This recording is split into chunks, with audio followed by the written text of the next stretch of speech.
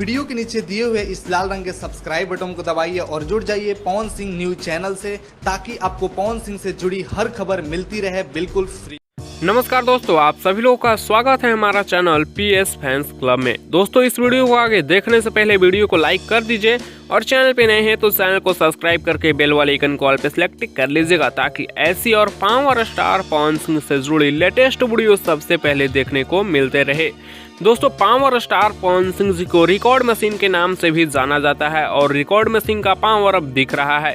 दोस्तों, बता दें कि हरी हरी ओढ़नी गाना यूट्यूब पे तहलका मचा रहा है, काफी ज्यादा व्यूज मिल रहा है। जी हाँ दोस्तों, यूट्यूब पे आप लोगों को कहीं कम व्यूज दिख पा रहा होगा, लेकिन आपको दोस्तों एक्रॉस यूट्यूब व्यूज इसका दिखा दें।